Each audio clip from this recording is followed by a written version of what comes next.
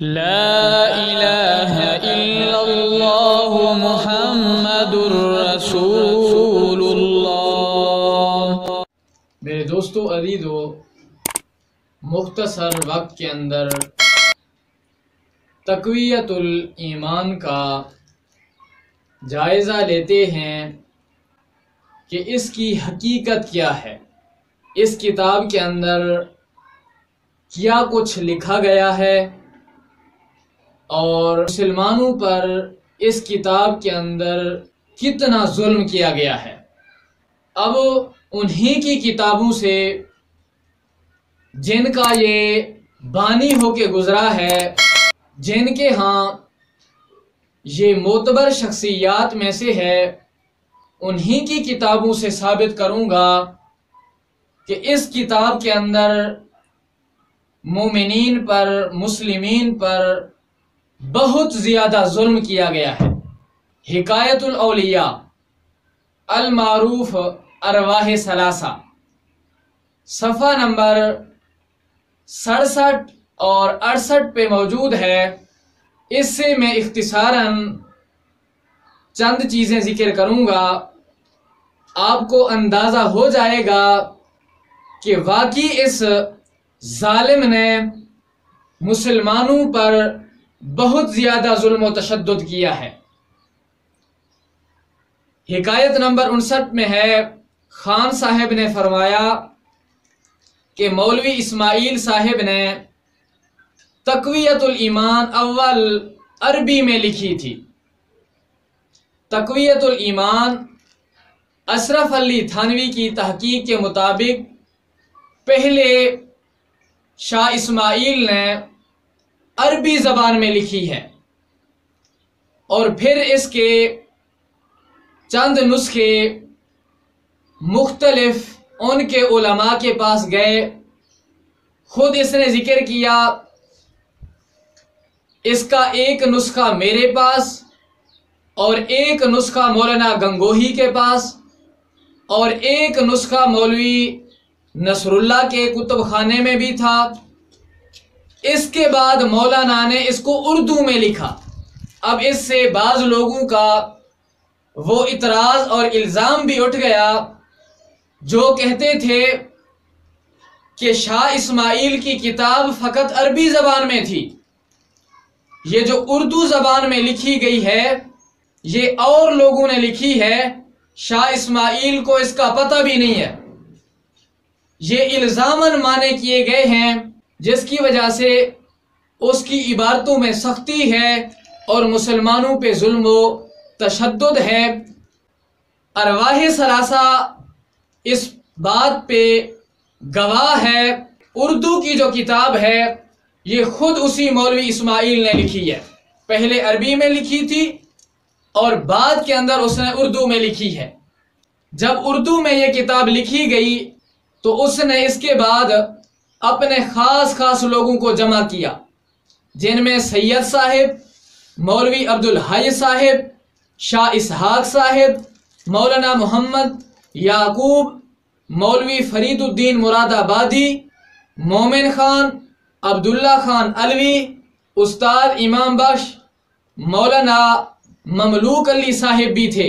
ان کو مدعو کیا اور ان کے سامنے تقویت الایمان پیش کی اور فرمایا میں نے یہ کتاب لکھی ہے اور میں جانتا ہوں، اب یہ بات قابل توجہ ہے، وہ خود مولوی اسماعیل جو اس نے مسلمانوں پہ ظلم و تشدد کیا اس کا وہ خود اقرار کر رہا ہے۔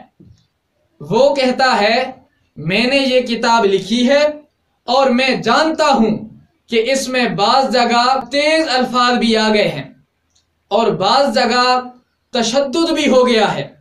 اس نے ایک مثال دی، مثلا ان امور کو جو شرک خفی تھے جلی لکھ دیا گیا۔ دیکھو کتنا بڑا ظلم ہے کہ ریا کو کفر قرار دیا اس نے۔ ریاکاری جو شرک اصغر ہے اس کو شرک اکبر قرار دے کر اس نے مسلمانوں کے ایمان پہ، مومنین کے ایمان پہ حملہ کیا اور مومنین کو اس نے کافر قرار دیا۔ ایسا بدبخت تھا، اقرار خود کر رہا ہے۔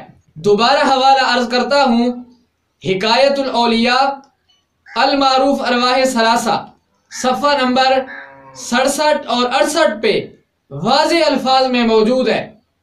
اور یہ بات بھی آپ کو بتاتا چلوں، اب دیوبندی حضرات جب یہ حوالہ سنیں گے تو وہ کوشش کریں گے یا تو اس کتاب کو ختم کر دیں گے، اگر کتاب کو باقی بھی رکھیں گے تو ان دونوں صفحات کو بالکل ختم کر دیں گے۔ کیوں؟ اس لیے کہ ان کو پتہ ہے کہ ہمارے ان بدبختوں نے خود اقرار کیا ہے۔ دیکھو کتنا بڑا ظلم ہے، لیکن وہ اس کو صرف ظلم اور تشدد سے تعبیر کرتا ہے، حالانکہ یہ مسلمانوں کے ایمان پہ بہت بڑا ڈاکہ ہے جو اس بدبخت نے لگایا۔ اب اس میٹنگ کے اندر اس نے خود اقرار کیا، اس نے کہا ان وجوہ سے مجھے اندیشہ ہے کہ اس کی اشاعت سے شورش ضرور ہوگی۔ اگر میں یہاں رہتا تو ان مضامین کو 8-10 برس میں بتدریج بیان کرتا، یعنی تھوڑا تھوڑا کر کے 10 سال لگتے، لیکن اس وقت میرا ارادہ حج کا ہے، مسلمانوں پہ کفر کا فتویٰ لگا کر جو سچے مسلمان تھے ان کو کافر بنا کر حج کے لیے، اور پھر حج کے بعد ارادہ ہے جہاد کے لیے جاؤں گا۔ اور اس نے خود اقرار کیا، اور میں دیکھتا ہوں کہ دوسرا اس بار کو اٹھائے گا نہیں۔ میں نے یہ کتاب جلدی اس لیے لکھی ہے کہ میرے بعد کسی میں ہمت اور جرت نہیں ہے کہ مسلمانوں کو کافر قرار دے، لیکن میرے اندر یہ ہمت ہے اور میں نے یہ کام کر بھی دیا ہے، ایسا بدبخت تھا۔ تو میں یہاں اپنے سنی لوگوں کو متوجہ کرنا چاہوں گا کہ اس نے کتاب لکھتے وقت، مشورہ کرتے وقت یہ کہا کہ اس سے شورش ضرور ہوگی، لیکن آج بھی اگر کسی کو پڑھنے کے بعد وہ اٹھتا بھی نہیں ہے، جاگتا بھی نہیں ہے، تو وہ ضرور اس بارے میں سوچے کہ وہ خود کہہ رہا ہے اس سے شورش ہوگی، لیکن سنی ہو پھر بھی خاموش ہو، افسوس ہے۔ اب اس نے مشورہ کیا اگر آپ حضرات کی رائے ہو تو اشاعت کی جائے، وگرنہ اسے چاک کر دیا جاوے۔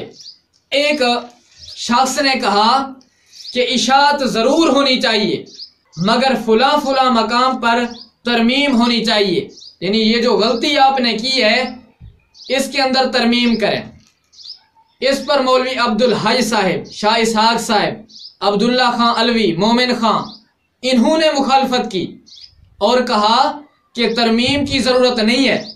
اس پر آپس میں گفتگو ہوئی اور گفتگو کے بعد بالاتفاق یہ طے پایا کہ ترمیم کی ضرورت نہیں ہے، اسی طرح شائع ہونی چاہیے، چنانچہ اس طرح اس کی اشاعت ہو گئی۔ اب دیکھو کتنا بڑا بدبخت تھا، شرک خفی کو، جو ریاکاری ہے، جو شرک اصغر ہے، اس کو شرک اکبر بنا کر مسلمانوں کے ایمان پہ اس نے ڈاکہ ڈالا۔ اتنا بڑا ظلم، اتنا بڑا تشدد اس نے مومنین پہ کیا۔ اب اس کی سند بھی عرض کر دوں، اس نے آخر میں خود لکھا، یہ قصہ میں نے مولوی عبدالقیوم صاحب اور اپنے استاد میاں جی صاحب وغیرہ سے سنا ہے۔ اب دیکھو کہ کتنی بڑی شہادت، وہ بھی انہی کے گھر سے۔ اب اس سے یہ پتہ چل رہا ہے کہ وہ بہت بڑا بدبخت تھا اور تھا بھی خارجی۔ اب اس پر ایک دلیل دوں، بخاری شریف کے اندر خوارج کی علامات بیان ہوئے، ان علامات میں سے ایک علامت یہ بھی ہے کہ جو آیات قرآن مجید کی مشرکین اور کفار کے بارے میں نازل ہوئے، خارجیوں کا یہ طریقہ ہے کہ وہ ان کو مومنین پر فٹ کریں گے۔ اب خود اس نے وَمَا يُؤْمِنُ أَكْثَرُهُمْ بِاللَّهِ إِلَّا وَهُمْ مُشْرِكُونَ، اب یہ آیت بالاتفاق مشرکین کے بارے میں نازل ہوئی، لیکن اس نے یہ آیت کریمہ مومنین پر فٹ کر دی، تو اس سے واضح پتہ چل جاتا ہے کہ یہ خارجی تھا، بڑا ڈاکو تھا، کہ ایک ڈاکو ہوتا ہے مال چھینتا ہے، ایک جائیداد چھینتا ہے، ایک دن دولت چھینتا ہے، لیکن مسلمانوں کے ایمان پہ حملہ کیا، جس نے مسلمانوں کی جو سب سے بڑی دولت ہے ایمان، اس پر ڈاکہ ڈالا۔ تو آپ خود اندازہ لگا لیں کہ یہ کتنا بڑا بدبخت ہوگا۔ یہ خود انہوں نے اعتراف کیا ہے۔ اس کے بعد اگر کوئی آدمی اس کتاب کی تبلیغ کرے، اس کی نشر و اشاعت کرے، تو وہ کتنا بڑا بدبخت ہوگا کہ وہ مسلمانوں کو، جو سچے مسلمان پکے مومن ہیں، ان کو وہ کافر بنا رہا ہے۔ اللہ کریم سے دعا گو ہوں اللہ تعالیٰ سن کے سمجھ کے عمل کرنے کی توفیق عطا فرمائے، اور پوری زندگی ہمیں ان بدبختوں سے بچنے کی توفیق عطا فرمائے، اور عقیدہ اہل سنت پہ قائم و دائم فرمائے۔ آمین بجاہ النبی الامین، وما علیہ الا البلاغ۔